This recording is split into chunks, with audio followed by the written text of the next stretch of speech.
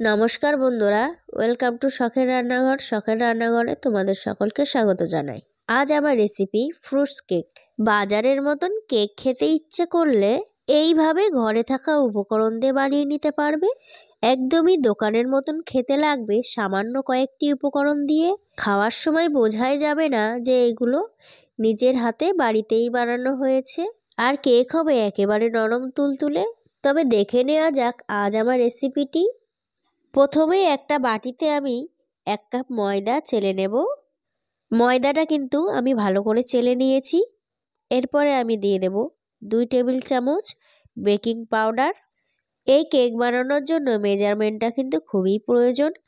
তোমাদের কাছে যদি মেজারমেন্ট কাপ না থাকে তাহলে তোমরা যে কোনো বাটি ব্যবহার করতে পারো। এবার আমি দিয়ে দেব 2 টেবিল চামচ গুঁড়ো দুধ। এটা অপশনাল, চাইলে তোমরা দিতেও পারো আবার নাও দিতে পারো, কিন্তু যদি দাও তাহলে কিন্তু এর টেস্টটা খুব ভালো আসবে। এবার এই শুকনো উপকরণগুলি আমি ভালো করে মিশিয়ে রেখে দেব সাইড করে। এবার আমি আর একটা বাটিতে নিয়ে নেব 1/2 কাপ গুঁড়ো চিনি। আর এই চিনিটা কিন্তু আমি মিক্সিতেই গুঁড়ো করে নিয়েছি। নিয়ে নেব 1/2 কাপ টক দই। আর এখানে কিন্তু আমি ডিম ব্যবহার করব না, ডিমের পরিবর্তে টক দই ব্যবহার করব। আর টক দইটা কিন্তু ফ্রিজ থেকে বার করে দেব না, ফ্রিজ থেকে বার করে 1 ঘন্টা বাইরে রেখে দিতে হবে, তারপরে দিতে হবে। এবার দিয়ে দেব 2 চামচ রিফাইন তেল। আর দিয়ে দেব 1/2 টেবিল চামচ ভ্যানিলা এসেন্স। আর এই ভ্যানিলা এসেন্স দিয়ে দিলে কিন্তু কেকের ভিতরে একটা খুব সুন্দর কালার আসবে। এবার এই সবকটা উপকরণ আমি ভালো করে মিশিয়ে নেব। একদম একটা ক্রিমির টেক্সচার নিয়ে আসব মেশাতে মেশাতে। এবার এর মধ্যেই আমি ময়দার মিশ্রণটা দিয়ে দেব। এবার এটাও আমি ভালো করে মিশিয়ে নেব। আর মেশানোর সময় কিন্তু আমি গরুর দুধ দিয়ে মেশাতে থাকবো। আর গরুর দুধটা কিন্তু আগে থেকে জাল করে ঠান্ডা করে রেখেছিলাম। আর দুধটা কিন্তু একবারেই বেশি করে দেওয়া যাবে না, অল্প অল্প করে মেশাতে হবে দুধটা। আর মেশাতে মেশাতে কিন্তু ব্যাটারটা ঠিক এরকম আসবে। আর একটা বাটিতে আমি নিয়ে নেব কিছুটা ময়দা। আর এই ময়দার মধ্যে আমি দিয়ে দেব কিছুটা ড্রাই ফ্রুটস। এবার এইগুলো ময়দার মধ্যে দিয়ে আমি একটু কোট করে নেব। আর নিয়ে নেব কিছুটা আমসত্ব, এটাও আমি ময়দার মধ্যে দিয়ে একটু কোট করে নেব। এগুলো ময়দা মাখিয়ে নিলে কিন্তু আর নিচে থিতিয়ে পড়বে না, কেকের ভিতরে সব জায়গায় সমানভাবে থাকবে। এবার আমি সরাসরি ব্যাটারটার মধ্যে ঢেলে দেব। তারপরে আমি ভালো করে মিশিয়ে নেব। তো আমি কিন্তু ব্যাটারটা ভালো করে মিশিয়ে নিয়েছি। এবার আমি এরকম একটা কেকের পাত্র নিয়ে নেব, তোমরা যে কোনো টিফিন বক্সেও করতে পারো। এবার এটাতে আমি ভালো করে তেল মাখিয়ে নেব। তারপরে আমি কিছুটা ময়দা দিয়ে এটাকেও কোট করে নেব।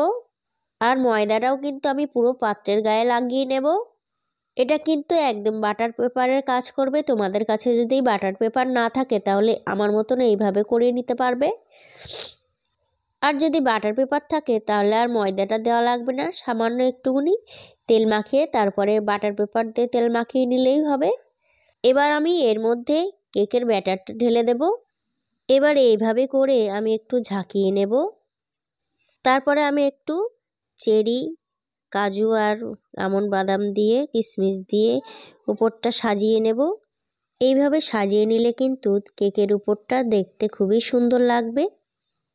এবার একটা কড়াই নিয়ে নেব আর কড়ার উপরে দিয়ে দেব খাতার পেজ। খাতার পেজ দেওয়ার পরে একটা স্ট্যান্ড বসিয়ে দেব আর তারপরে কেকের বাটিটা বসিয়ে দেব। এর উপরে একটা গামলা দিয়ে ঢেকে রাখবো, তার উপরে একটা ভারী কিছু চাপিয়ে দেব। আমি 30 মিনিটের জন্য এটা বসিয়ে রাখবো। এবার টাইমটা আমি বলে দিই, 5 মিনিট থাকবে হাই আছে আর 25 মিনিট থাকবে লো টু মিডিয়াম আছে। তো 30 মিনিট আমার হয়ে গেছে। এবার একটা কাঠি দিয়ে আমি চেক করে নেব কেকটা হয়েছে কিনা। আর কাঠির গায়ে যদি কেকটা লেগে থাকে তাহলেই বুঝতে হবে কেকটা এখনও হয়নি, আরও 5 মিনিট আমাদের বেক করে নিতে হবে।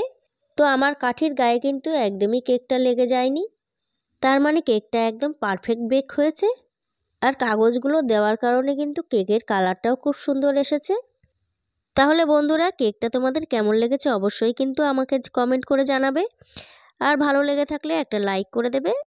আর তুমি যদি এখন আমার চ্যানেলটাকে সাবস্ক্রাইব না করে থাকো তাহলে অবশ্যই চ্যানেলটাকে সাবস্ক্রাইব করে পাশে থাকা বেল আইকনটিতে ক্লিক করে রাখবে। এতে আমি যখনই ভিডিও ছাড়বো সবার আগে পৌঁছে যাবে তোমার কাছে। তাহলে আজকের মতন এই পর্যন্ত, দেখা হচ্ছে অন্য কোনো রেসিপি নিয়ে। সবাই ভালো থাকবে, সুস্থ থাকবে, নমস্কার।